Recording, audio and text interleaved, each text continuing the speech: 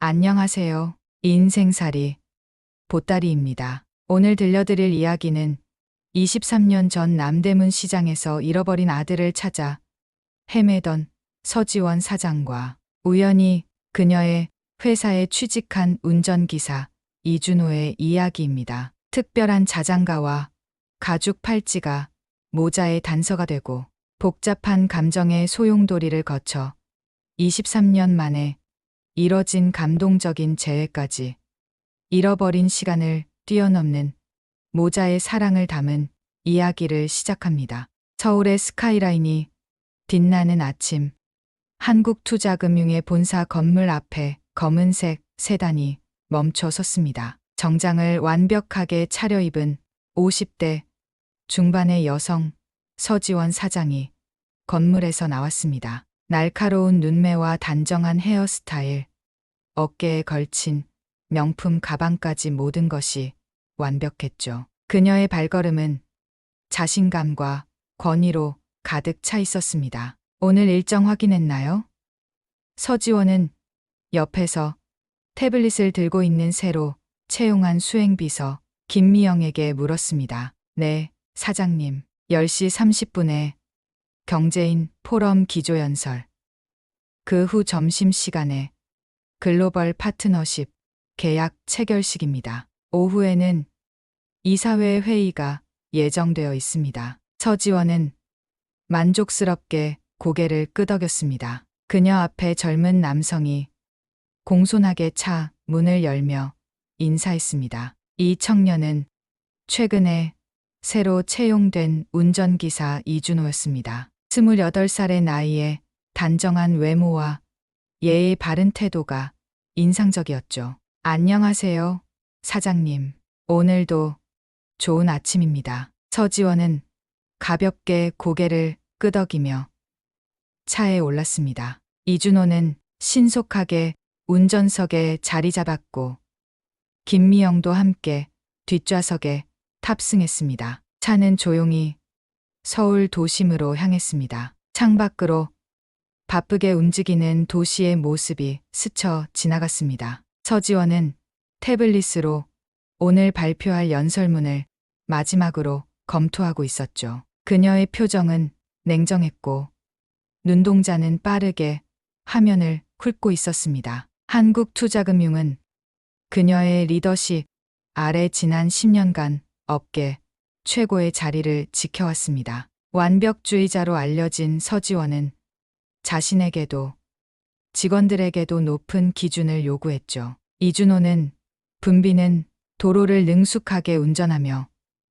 간간히 백미러로 뒷좌석을 확인했습니다. 서지원은 그런 그의 시선을 느끼지 못한 채 업무에 몰두해 있었습니다. 차 안은 긴장감 있는 침묵으로 채워졌고 오직 태블릿을 조작하는 소리와 차량 엔진 소리만이 들렸습니다. 교통체증이 심해지자 이준호는 무의식적으로 작은 콧노래를 흥얼거리기 시작했습니다. 너무 낮은 소리였지만 조용한 차 안에서는 미세하게 들렸죠. 처음에는 그저 무의미한 배경음처럼 들렸습니다. 서지원은 계속해서 서류를 검토했고 김미영은 메모를 하고 있었습니다. 하지만 점차 그 멜로디가 서지원의 귀에 들어왔습니다. 처음에는 신경 쓰지 않았지만 어딘가 익숙한 느낌에 점점 집중하게 되었죠. 그리고 문득 그녀의 손가락이 멈췄습니다. 그 멜로디는 그녀의 가슴을 찌르는 화살 같았습니다. 그건 어디서 들으신 노래인가요?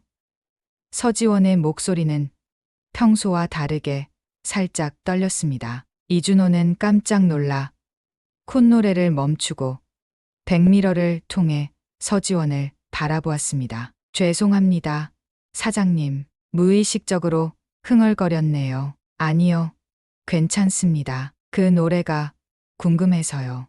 아, 사실 제가 어릴 때부터 알고 있던 노래인데 어디서 배웠는지는 기억이 안 납니다. 그냥 제 마음속에 항상 있었던 것 같아요. 서지원의 심장이 격렬하게 뛰기 시작했습니다. 그것은 그녀가 25살 때 아들에게만 불러주던 자장가였습니다. 특별한 가사와 멜로디를 직접 만들어 불러준 노래였죠. 그런데 어떻게 이 청년이 그 노래를 알고 있는 걸까요?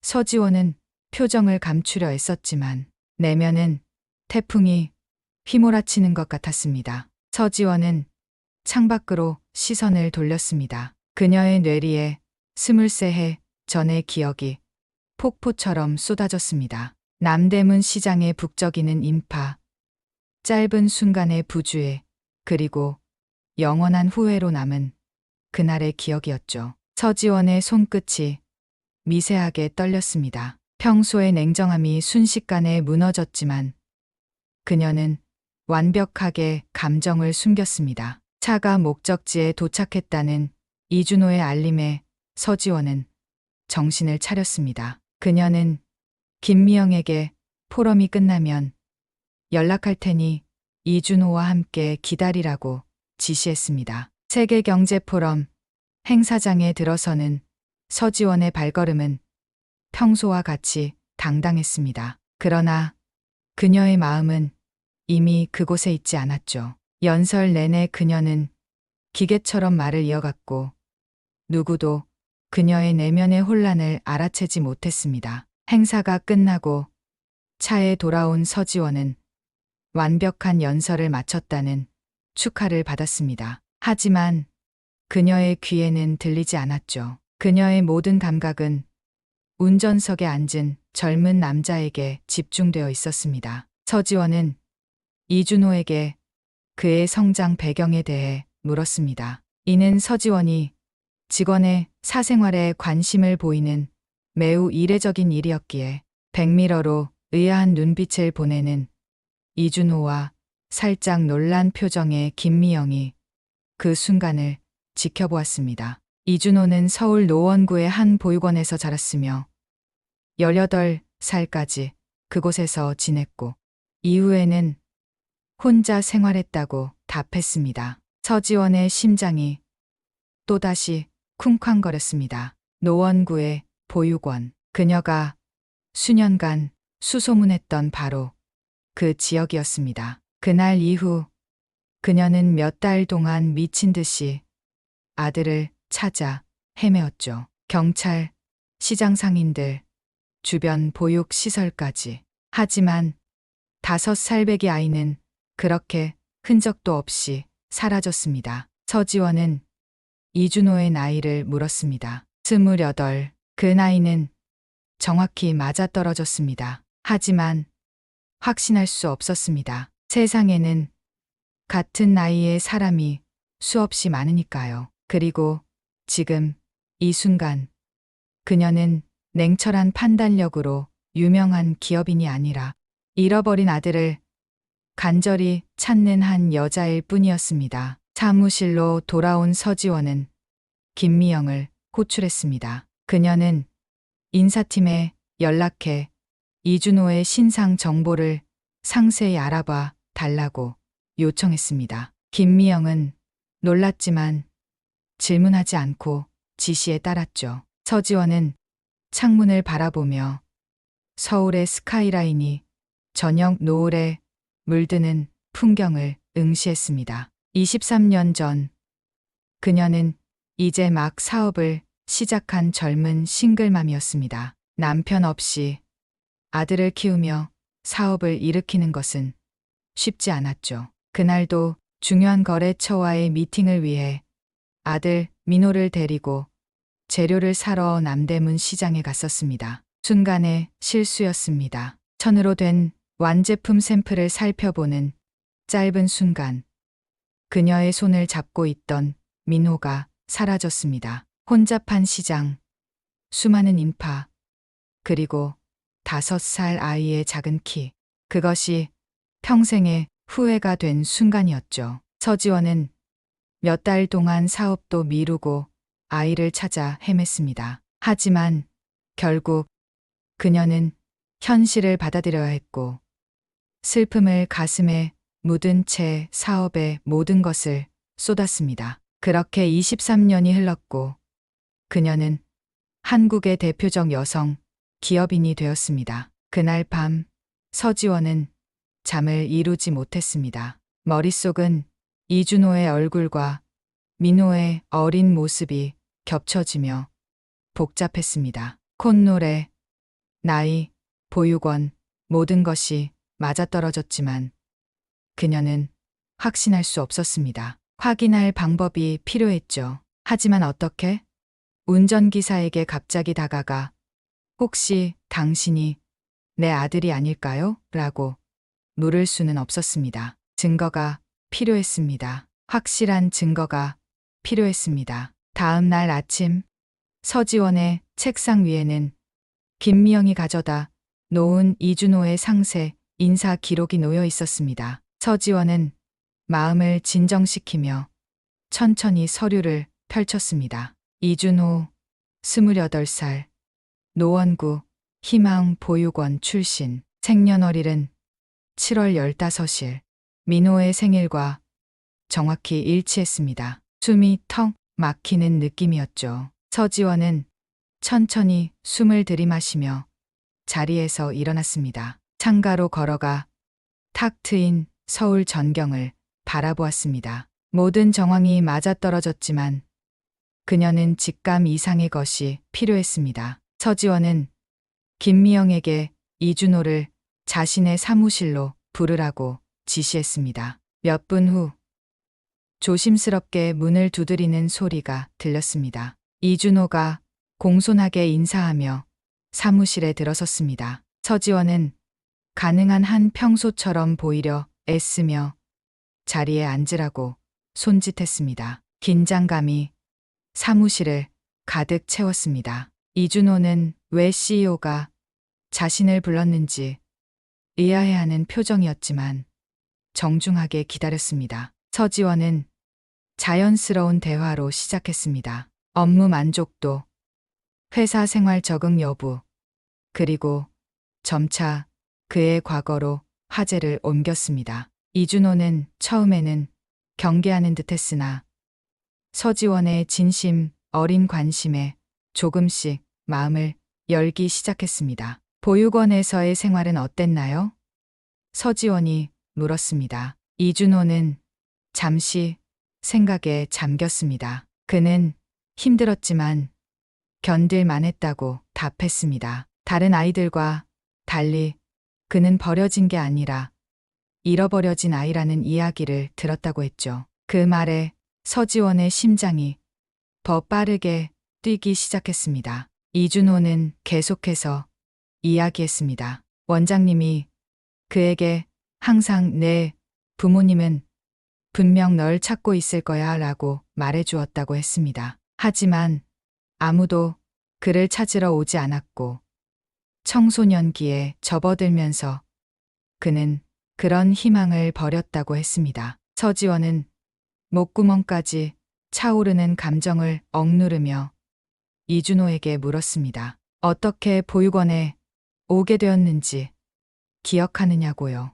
이준호는 정확히 기억나지 않는다고 했습니다. 너무 어렸을 때의 일이라서요. 다만 시장에서 길을 잃었다는 이야기를 들었다고 했습니다. 그리고 그가 가지고 있던 유일한 단서는 손목에 있던 작은 팔찌였다고요. 서지원은 심장이 멎는 듯한 느낌이 들었습니다. 민호에게 그녀가 직접 만들어준 팔찌. 특별한 디자인의 가죽 팔찌였죠. 그 팔찌, 아직 갖고 계신가요? 서지원의 목소리가 미세하게 떨렸습니다. 이준호는 놀란 표정으로 그녀를 바라보았습니다. 네, 지금도 제 소지품 상자에 보관하고 있습니다. 어떻게 아셨죠? 서지원은 입술을 깨물며 감정을 억눌렀습니다. 아직은 때가 아니었습니다. 확실한 증거가 필요했죠. 그녀는 이준호에게 언젠가 그 팔찌를 볼 수 있을지 물었고 이준호는 의아한 표정으로 동의했습니다. 대화는 자연스럽게 이어졌고 서지원은 점점 더 이준호의 성격과 가치관에 대해 알아갔습니다. 성실하고 책임감 있는 모습은 어린 시절 민호의 성격과 닮아 있었습니다. 특히 남을 돕는 것을 좋아하고 어려운 상황에서도 긍정적인 면을 찾아내는 그의 모습에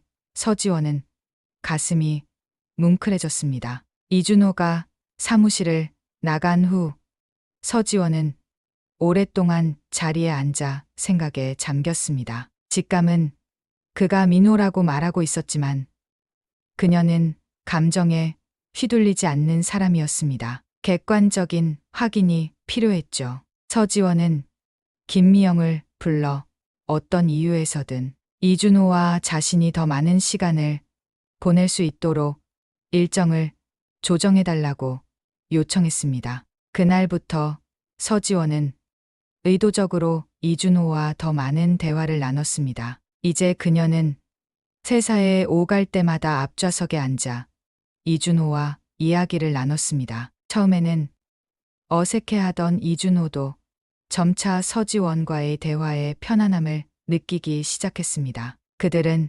세상을 바라보는 관점이나 좋아하는 음식, 책에 대해 이야기했습니다. 놀랍게도 많은 부분이 일치했죠. 서지원은 이준호에게 회사 일에 대해서도 조언을 구했습니다. 단순한 운전기사로 취급하지 않고 그의 의견을 존중하는 모습을 보였죠. 이준호는 처음에는 당황했지만 점차 자신의 생각을 솔직하게 표현하기 시작했습니다. 그는 독서를 통해 쌓은 지식과 여러 아르바이트 경험을 통해 얻은 통찰력을 가지고 있었습니다. 서지원은 그런 모습에서 자신의 DNA를 잘못 쓴을 보는 듯했습니다. 회사의 다른 직원들은 이런 변화를 의아하게 바라보았습니다. 냉철하고 거리감 있기로 유명한 서지원 사장이 한 운전기사에게 특별한 관심을 보이는 것은 매우 이례적인 일이었으니까요. 하지만 서지원은 개의치 않았습니다. 그녀의 머릿속에는 오직 한 가지 생각뿐이었습니다. 이 청년이 정말 자신의 아들인지 확인하는 것. 그렇게 일주일이 지났고 서지원은 이준호에게 함께 저녁 식사를 하자고 제안했습니다. 공식적인 자리가 아닌 개인적인 대화를 나누기 위한 자리였습니다. 이준호는 처음에 망설였지만 서지원의 진심 어린 제안에 결국 동의했습니다. 그들은 한적한 한식당에서 만나기로 했습니다. 서지원은 그날이 자신의 인생을 완전히 바꿔놓을 수도 있다는 것을 알았습니다. 그리고 그녀는 준비가 되어 있었습니다. 강남의 조용한 한식당.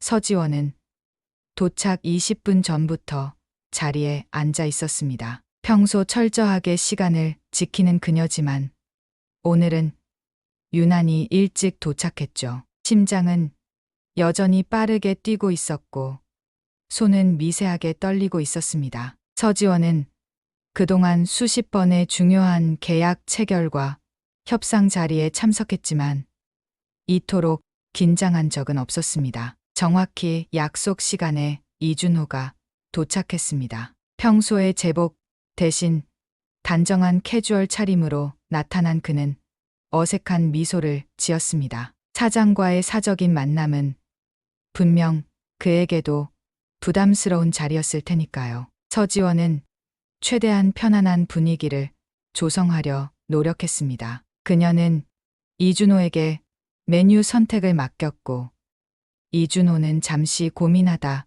된장찌개와 불고기를 주문했습니다. 민호가 어릴 적 가장 좋아하던 메뉴였죠. 식사가 시작되고 서지원은 자연스럽게 대화를 이끌었습니다. 처음에는 일상적인 주제로 시작해 점차 더 개인적인 이야기로 넘어갔습니다. 이준호는 보육원에서의 생활, 학창 시절의 어려움, 그리고 개인 취향과 꿈에 대해 솔직하게 이야기했습니다. 그는 언젠가 자신만의 작은 사업체를 갖고 싶다는 희망을 드러냈습니다. 서지원은 그런 그의 모습에서 자신의 젊은 시절을 보는 듯했습니다. 서지원은 이준호에게 자신의 이야기를 들려주었습니다. 싱글맘으로서 작은 가게에서 시작했던 초창기 사업 이야기, 경제지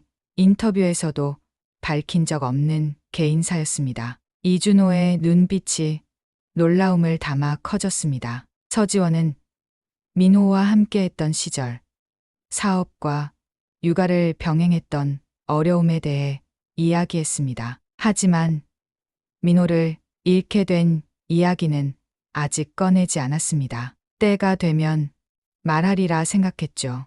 대화는 자연스럽게 흘러갔고 이준호도 점차 긴장을 풀었습니다. 그는 보육원에 있을 때 항상 궁금했던 부모님에 대한 이야기를 꺼냈습니다. 버려진 것이 아니라 잃어버려진 것이라는 말을 들었지만 결국 찾아오는 사람은 없었다는 속마음을 털어놓았습니다. 서지원은 가슴이 찢어지는 아픔을 느꼈습니다. 그녀가 얼마나 필사적으로 찾았는지, 얼마나 많은 날을 절망 속에서 보냈는지 말해주고 싶었지만 아직은 참았습니다. 식사를 마친 후 이준호는 잠시 화장실에 다녀오겠다며 자리를 비웠습니다. 서지원은 그 순간을 이용해 빠르게 숨을 내쉬며 감정을 추스렸습니다. 곧 이준호가 돌아왔고 그는 무언가를 손에 쥐고 있었습니다. 이준호는 서지원에게 항상 지갑에 보관하고 있던 팔찌를 보여주었습니다. 서지원의 손이 떨렸습니다. 그녀가 23년 전 5살 민호의 작은 손목에 채워준 그 팔찌였습니다. 가죽으로 만든 작은 팔찌, 안쪽에는 민호에게 엄마가라는 글씨가 희미하게 새겨져 있었습니다. 눈물이 그녀의 눈가에 맺혔지만 서지원은 필사적으로 감정을 억눌렀습니다. 서지원은 팔찌가 예쁘다며 소중히 간직하고 있었군요.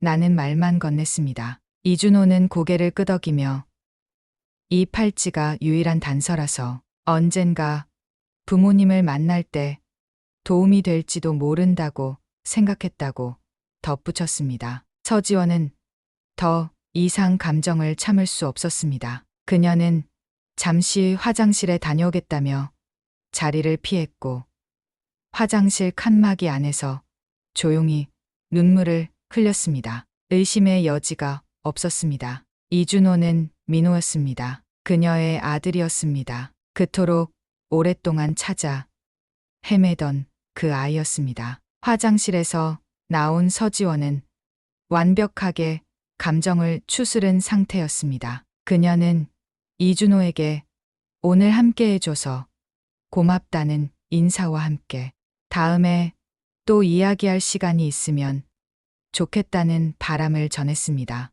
이준호는 어리둥절한 표정이었지만 기꺼이 동의했습니다. 그날 밤 서지원은 잠을 이루지 못했습니다. 23년간의 그리움과 후회, 그리고 갑작스러운 재회의 기쁨이 그녀의 마음속에서 폭풍처럼 휘몰아쳤습니다. 그녀는 오랫동안 보관해온 민호의 유년 시절 사진첩을 꺼내 밤새 들여다보았습니다. 5살 민호의 웃는 얼굴과 이준호의 모습이 겹쳐졌습니다. 같은 눈매, 같은 미소, 그리고 그 특유의 표정까지 조금도 의심할 여지가 없었습니다. 다음 날 서지원은 결심했습니다. 이제는 진실을 밝힐 때였습니다. 그녀는 김미영에게 오늘 모든 일정을 취소하고 이준호에게 개인적인 용무로 시간을 내줄 수 있는지 물어봐 달라고 부탁했습니다. 김미영은 의아했지만 평소처럼 묵묵히 지시를 따랐습니다. 오전 10시 서지원은 강남의 한 조용한 카페에 앉아 있었습니다. 테이블 위에는 민호의 유년 시절 사진과 팔찌를 만들었던 당시의 영수증, 그리고 실종 신고서 사본이 놓여 있었습니다. 그녀는 모든 증거를 준비했습니다. 이제 남은 건 말 그대로 진실을 말하는 것뿐이었습니다. 카페 문이 열리고 이준호가 들어왔습니다. 그의 표정은 혼란스러워 보였습니다. 갑작스러운 호출에 놀란 것 같았죠. 서지원은 심호흡을 하고 이준호에게 자리에 앉으라고 손짓했습니다. 서지원은 이준호를 민호라고 부르며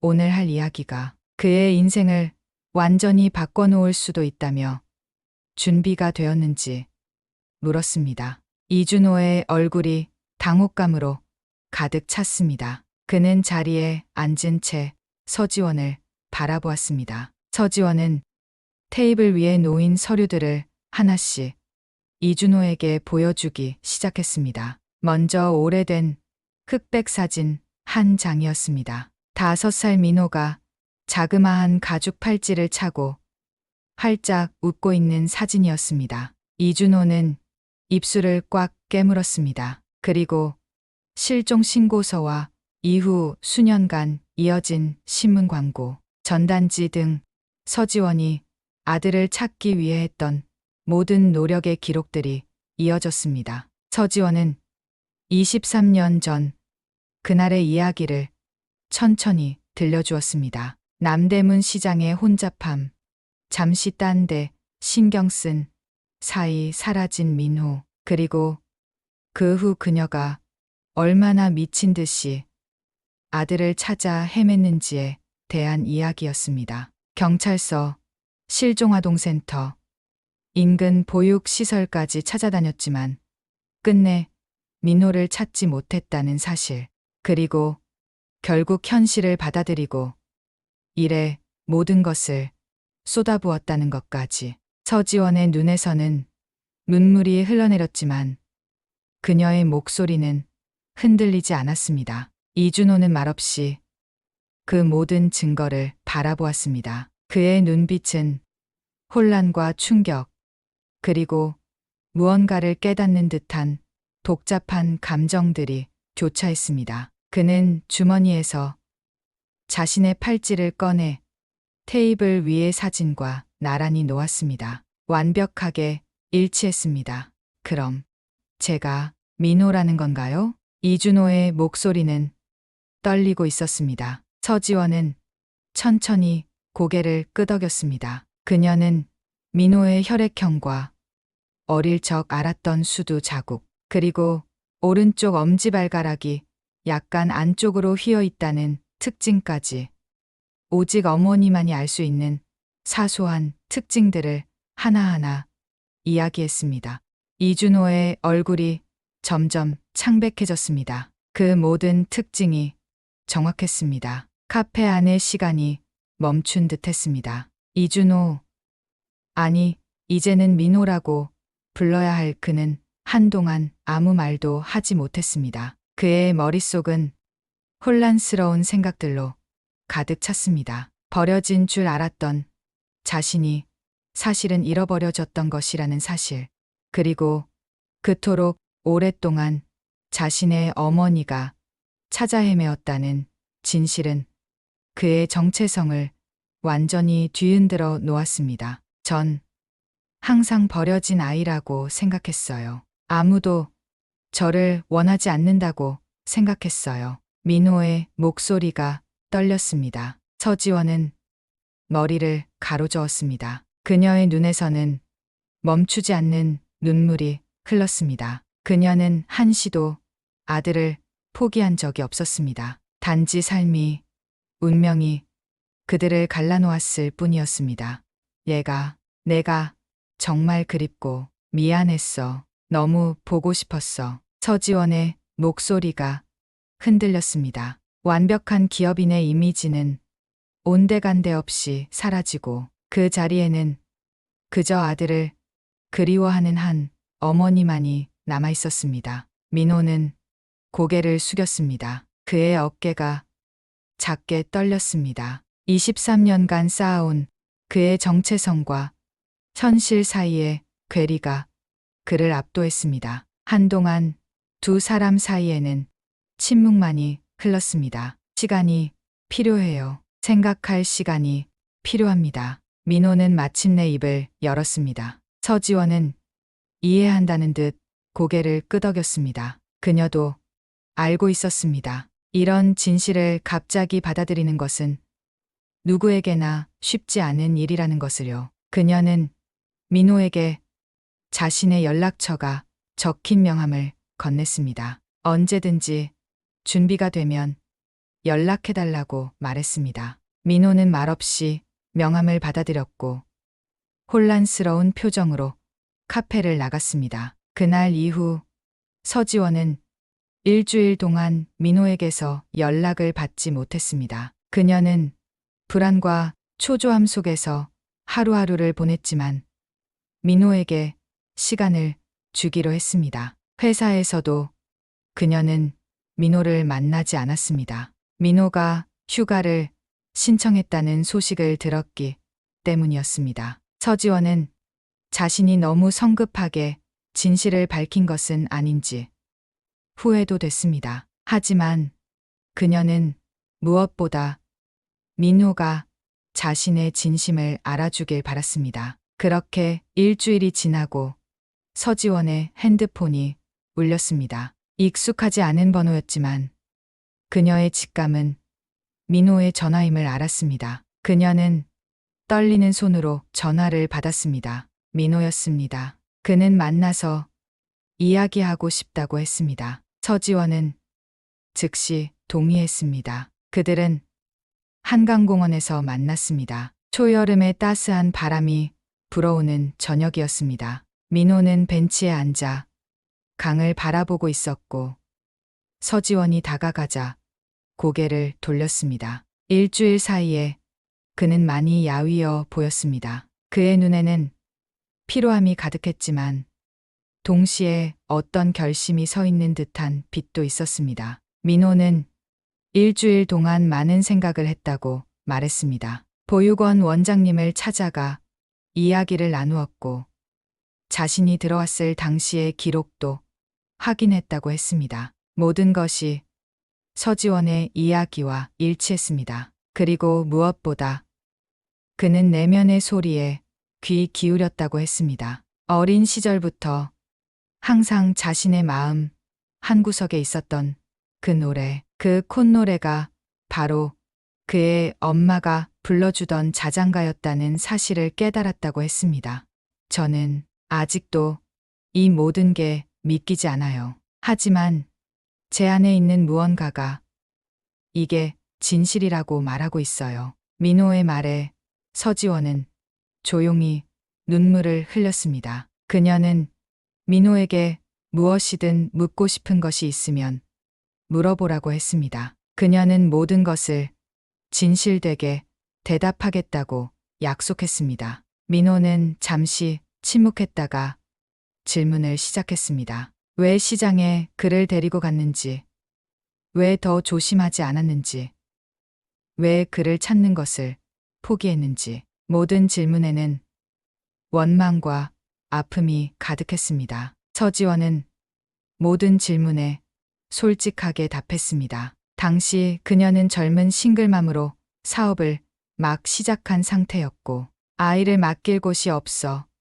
항상 데리고 다녔다고 했습니다. 그리고 그날의 실수, 잠시 손을 놓은 그 순간을 평생 후회하고 있다고 말했습니다. 무엇보다 그녀는 민호를 찾는 것을 결코 포기한 적이 없다고 강조했습니다. 다만 몇 년이 지나도 아무런 단서를 찾지 못하자 표면적으로는 일상을 살아가는 척했지만 내면은 항상 아들을 그리워했다고 말했습니다. 민호는 서지원의 이야기를 묵묵히 들었습니다. 그의 표정은 복잡했지만 점차 부드러워지는 것 같았습니다. 그는 마지막으로 한 가지 질문을 했습니다. 앞으로 우리는 어떻게 되는 건가요? 이 질문에 서지원은 잠시 생각했습니다. 그녀는 서둘러 관계를 강요하고 싶지 않았습니다. 민호에게도 시간이 필요했고 그녀 자신도 마찬가지였습니다. 그건 우리가 함께 결정할 일이야. 서두를 필요는 없어. 우리에겐 시간이 있으니까. 다음 날 서지원은 평소보다 일찍 사무실에 도착했습니다. 창밖으로 비치는 아침 햇살이 사무실을 따뜻하게 비추고 있었습니다. 그녀는 오늘 민호를 만날 예정이었습니다. 어제의 대화 이후 그들은 좀 더 이야기를 나누기로 했었죠. 23년의 시간을 하룻밤에 메울 수는 없었습니다. 많은 이야기가 필요했고 무엇보다 서로를 알아가는 시간이 필요했습니다. 서지원은 창가에 서서 바깥 풍경을 바라보았습니다. 마음은 여전히 복잡했지만 어제보다는 조금 가벼워진 느낌이었습니다. 민호가 완전히 그녀를 거부하지 않았다는 사실만으로도 그녀에게는 큰 위안이 되었습니다. 문득 사무실 문이 열리는 소리가 들렸습니다. 김미영이었습니다. 김미영은 서지원에게 오늘의 일정표를 건넸습니다. 서지원은 모든 일정을 확인한 후 오후 시간을 비워둘 것을 요청했습니다. 김미영은 의아했지만 평소처럼 질문하지 않고 고개를 끄덕였습니다. 서지원은 가끔 김미영이 의문을 품지 않고 지시를 따르는 모습에 감사함을 느꼈습니다. 언젠가는 그녀에게도 진실을 말해야 할 때가 오겠지만 지금은 아니었습니다. 오전 회의를 마치고 서지원은 점심을 건너뛰고 사무실에 남았습니다. 그녀는 책상 서랍에서 작은 상자를 꺼냈습니다. 그 안에는 민호의 어린 시절 물건들이 보관되어 있었습니다. 작은 장난감, 자동차, 민호가 그린 그림, 그리고 그녀가 함께 찍은 사진들. 이 모든 것이 23년 동안 그녀의 마음 속에서만 존재했던 보물들이었습니다. 시계가 오후 2시를 가리켰습니다. 서지원은 가방을 들고 회사를 나섰습니다. 그녀는 건물 앞에서 민호를 만나기로 했습니다. 로비에 도착했을 때 민호는 이미 그곳에 서 있었습니다. 그는 평소처럼 제복이 아닌 평상복 차림이었습니다. 서지원과 눈이 마주치자 민호는 어색하게 고개를 숙여 인사했습니다. 그들은 회사 근처의 조용한 공원으로 향했습니다. 서지원이 이끄는 대로 민호는 묵묵히 따라왔습니다. 공원 벤치에 앉아 서지원은 상자를 열어 민호에게 보여주었습니다. 민호는 조심스럽게 물건들을 하나씩 살펴보았습니다. 어린 시절의 자신,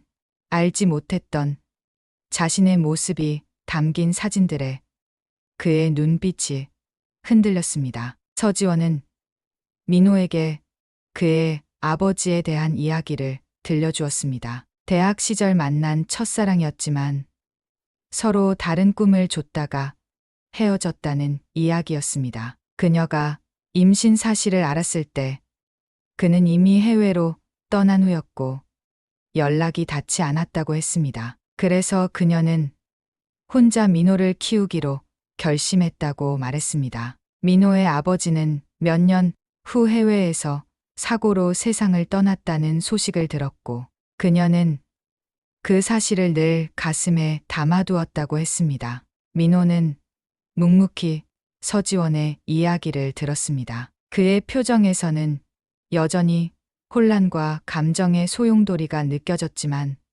어제보다는 조금 누그러진 것 같았습니다. 그는 보육원에서의 자신의 이야기를 들려주었습니다. 항상 고독했지만 그곳에서도 따뜻한 순간들이 있었다고 했습니다. 다른 아이들과 달리 그는 혼자였지만 그 안에서도 자신만의 작은 행복을 찾아가며 살았다고 말했습니다. 시간이 흐를수록 두 사람 사이의 대화는 조금씩 자연스러워졌습니다. 처음에 어색함과 긴장감은 점차 녹아내렸고 그들은 마치 오랫동안 알고 지낸 사람들처럼 서로의 이야기에 귀 기울였습니다. 민호는 학창 시절의 이야기, 꿈꿔왔던 미래에 대한 이야기를 했고 서지원은 회사를 일구며 겪었던 어려움과 성취에 대해 이야기했습니다. 석양이 지기 시작할 무렵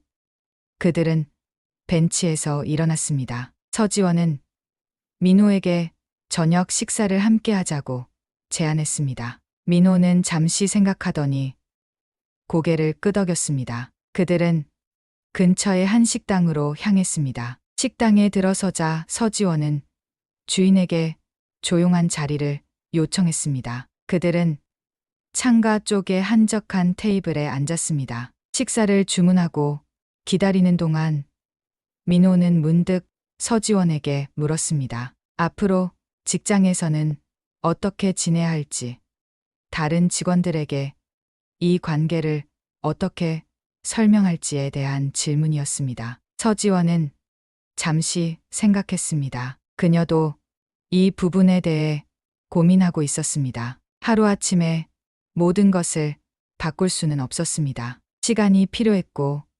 무엇보다 민호의 의견이 중요했습니다. 서지원은 민호에게 선택권을 주었습니다. 당장 모든 것을 공개할 필요는 없다고 말했습니다. 그들이 서로를 알아가고 관계를 쌓아가는데 충분한 시간을 갖자고 제안했습니다. 회사에서는 지금처럼 사장과 직원으로 지내다가 차츰 자연스럽게 가까워지는 모습을 보여주는 것도 괜찮을 것 같다고 말했습니다. 민호는 그 제안에 안도한 듯 고개를 끄덕였습니다. 식사를 마치고 그들은 식당 앞에서 헤어지기로 했습니다. 서지원은 민호에게 택시비를 건네려 했지만 민호는 정중히 거절했습니다. 그는 걸어서 돌아가고 싶다고 했습니다. 생각할 시간이 필요하다고요. 서지원은 이해한다는 듯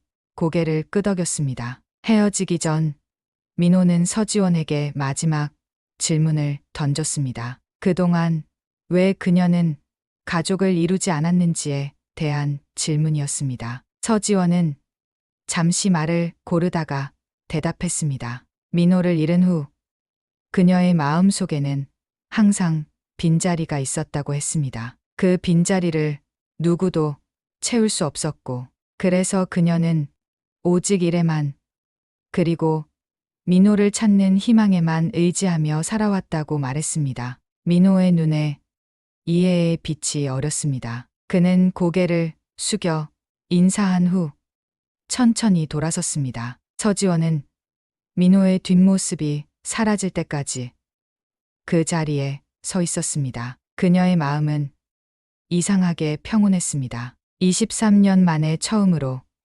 그녀는 희망의 빛을 다시 찾은 기분이었습니다. 그날 밤 서지원은 오랜만에 편안한 잠을 이루었습니다. 꿈속에서 그녀는 5살 민호와 남대문 시장을 걷고 있었습니다. 이번에는 그의 손을 꼭 잡고 절대 놓치지 않았습니다. 일주일 후 서지원은 사무실에서 회의를 마치고 돌아오는 길이었습니다. 그녀의 핸드폰이 울렸고 화면에는 민호라는 이름이 떠 있었습니다. 그들은 지난 일주일 동안 매일 짧게나마 연락을 주고받았습니다. 처음에는 어색했지만 점차 자연스러워졌습니다. 서지원은 핸드폰을 들어 통화를 받았습니다. 민호는 오늘 퇴근 후 시간이 괜찮다면 같이 저녁을 먹고 싶다고 했습니다. 그의 목소리에는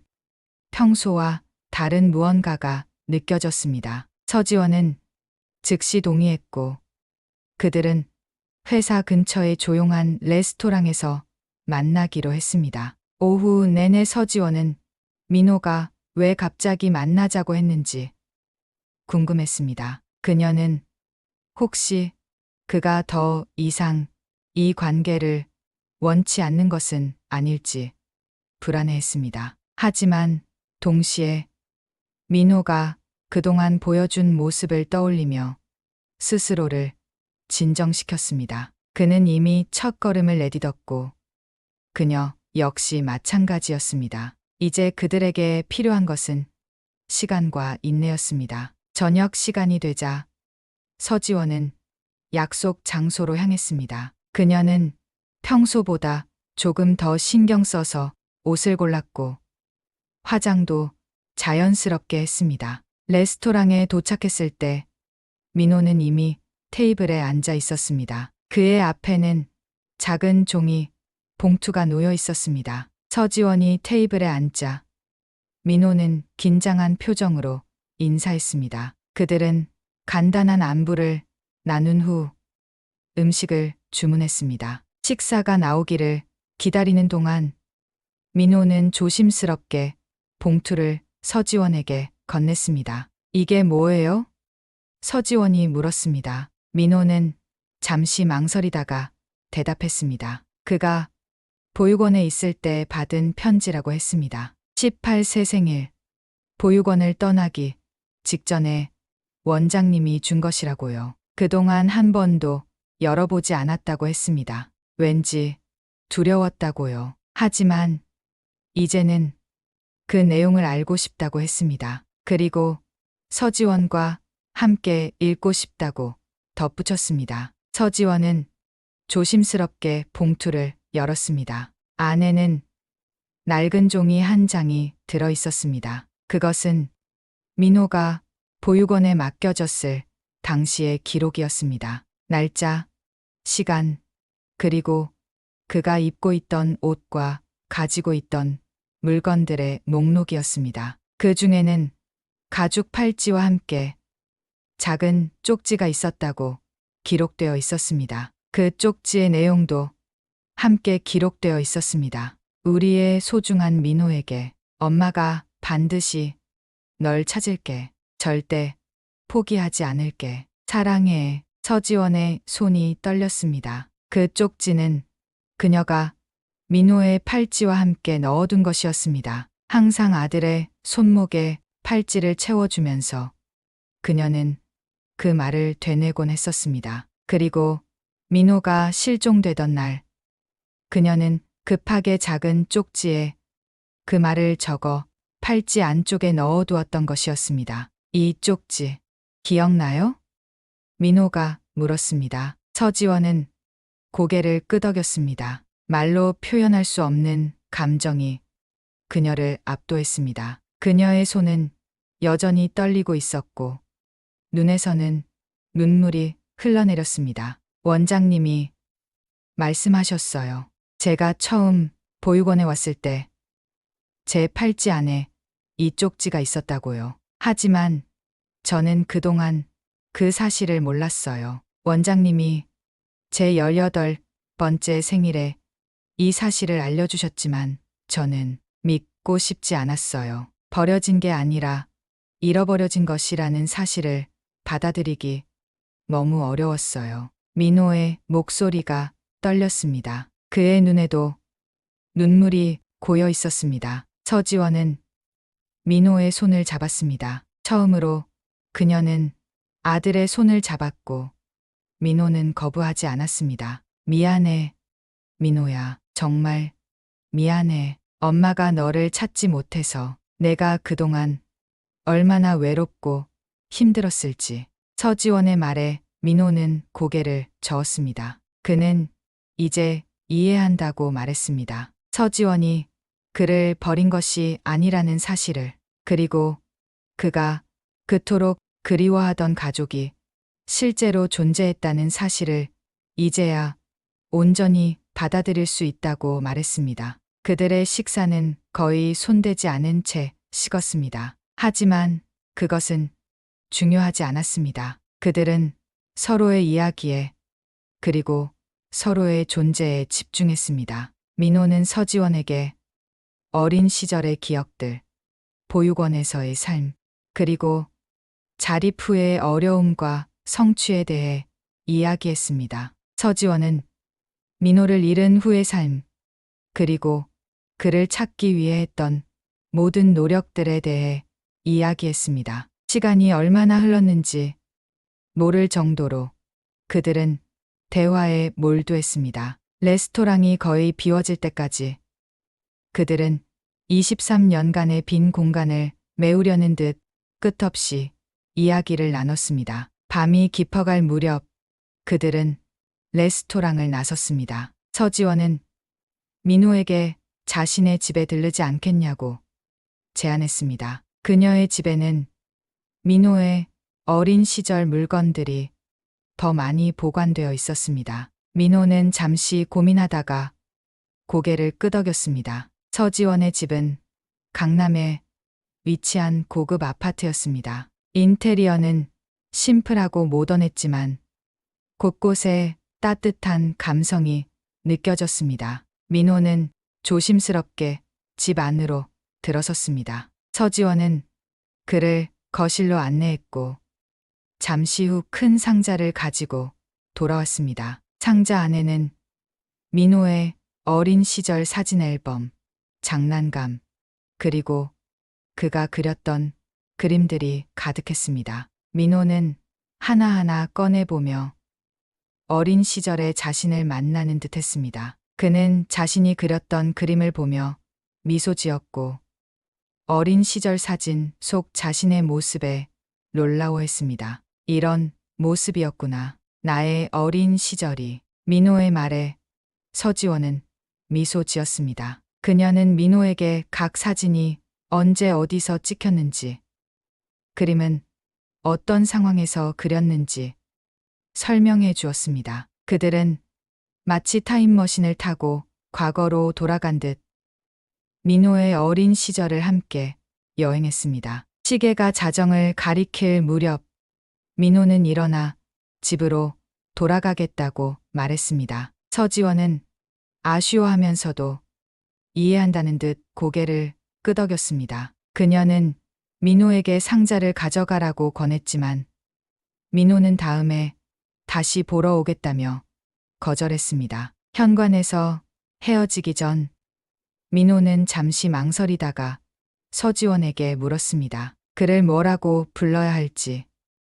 이제 그는 이준호인지 민호인지 헷갈린다고 했습니다. 서지원은 잠시 생각하다가 대답했습니다. 그가 편한 대로 선택하면 된다고요. 그의 정체성은 그 자신이 결정할 문제라고 말했습니다. 민호는 잠시 생각하더니 이제 자신은 민호라고 말했습니다. 이준호도 틀린 이름은 아니지만 민호는 그의 진짜 이름이었고 그가 앞으로 자신의 정체성을 찾아가는데 중요한 부분이 될 것 같다고 했습니다. 서지원은 따뜻한 미소를 지으며 민호를 바라보았습니다. 그녀의 눈에서는 다시 한번 눈물이 흘러내렸지만 그것은 슬픔의 눈물이 아니었습니다. 행복과 감사, 그리고 새로운 시작에 대한 기대감의 눈물이었습니다. 다음에 봐요.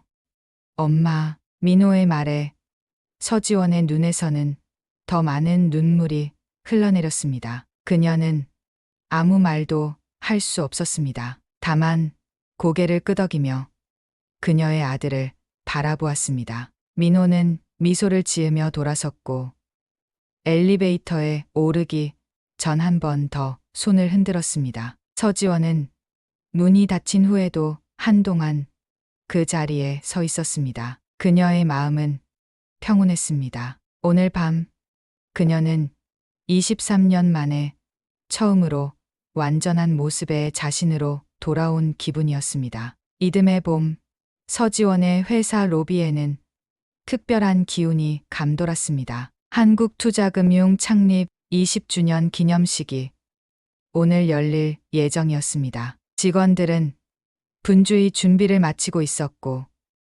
건물 전체가 축제 분위기로 가득했습니다. 서지원은 사무실 창가에 서서 아래로 모여드는 사람들을 바라보았습니다. 그녀의 얼굴에는 평화로운 미소가 머물러 있었습니다. 지난 10개월 동안 서지원과 민호의 관계는 천천히 하지만 확실하게 발전해왔습니다. 처음에는 일주일에 한 번 만나 식사를 하거나 간단한 산책을 하는 것으로 시작했습니다. 그들은 서두르지 않았고 서로에게 필요한 공간과 시간을 주었습니다. 민호는 여전히 회사에서 운전기사로 일했지만 서지원은 그에게 다른 기회도 제안했습니다. 회사 내에서 다른 직무로 전환하거나 자신만의 사업을 시작하는데 필요한 지원을 해주겠다고 했습니다. 하지만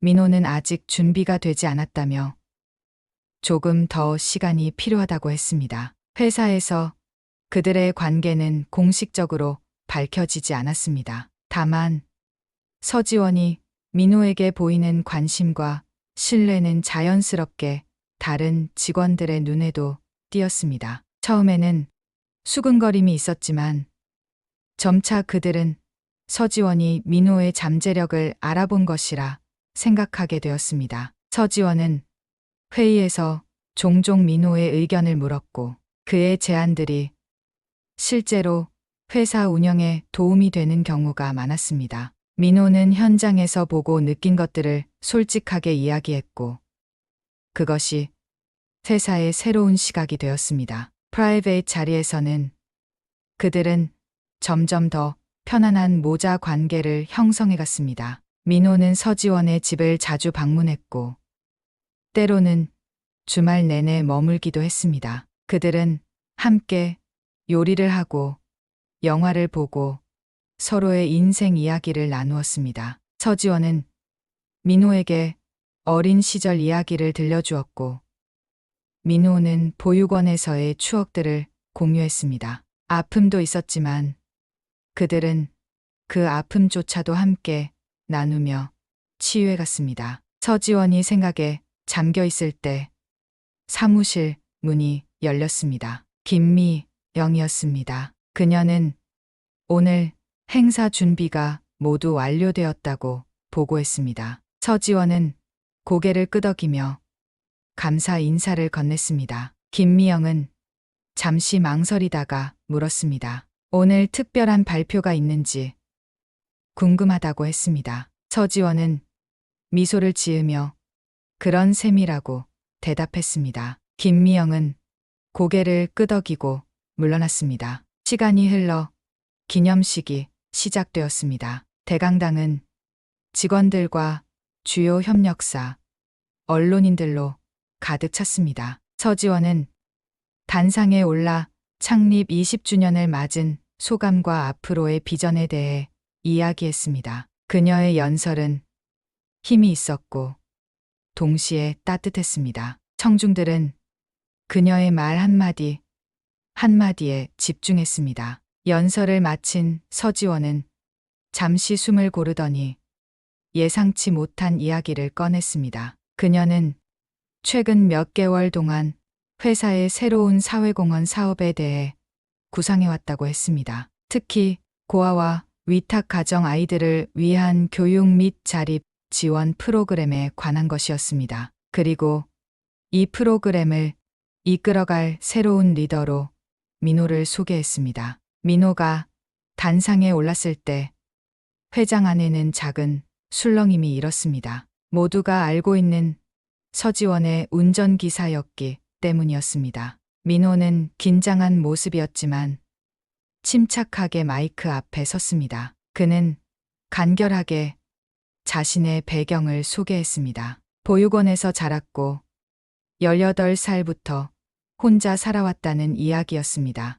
그리고 이제 그는 자신과 같은 환경에서 자라는 아이들에게 더 나은 기회를 제공하고 싶다고 말했습니다. 박수 소리가 대강당을 가득 채웠습니다. 서지원은 민호 옆에 서서 그를 지켜보았습니다. 그녀의 눈에는 자랑스러움이 가득했습니다. 민호가 연설을 마치고 물러나려 할 때 서지원은 그의 팔을 잡았습니다. 그리고 예상하지 못했던 말을 덧붙였습니다. 민호는 단순한 우리 회사의 직원이 아닙니다. 그는 제 아들입니다. 대강당에 순간적인 침묵이 흘렀습니다. 그리고 곧 놀라움의 소리와 함께 더 큰 박수가 터져 나왔습니다. 서지원은 간단하게 설명했습니다. 23년 전 잃어버렸던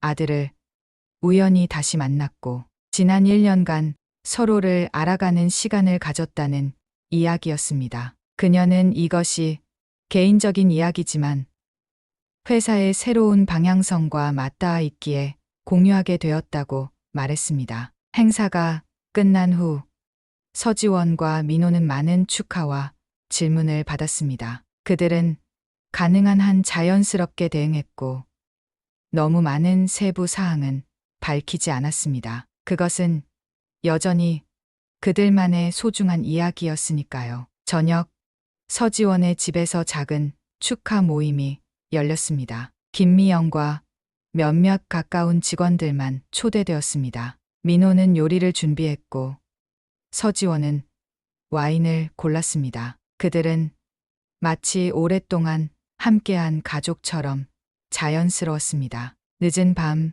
손님들이 모두 떠난 후 서지원과 민호는 테라스에 나와 별이 빛나는 하늘을 바라보았습니다. 서지원은 민호에게 물었습니다. 오늘 발표에 대해 어떻게 생각하는지 궁금하다고 했습니다. 민호는 잠시 생각하더니 대답했습니다. 처음에는 두려웠지만 이제는 홀가분하다고 했습니다. 더 이상 숨길 필요가 없어서 기쁘다고 덧붙였습니다. 서지원은 미소 지었습니다. 그녀도 같은 마음이었습니다. 23년간의 그리움과 고통이 마침내 끝나고 새로운 시작이 그들 앞에 펼쳐져 있었습니다. 그것은 쉬운 여정이 아니었지만 가치 있는 여정이었습니다. 어머니, 감사합니다. 저를 찾아주셔서. 민호의 말에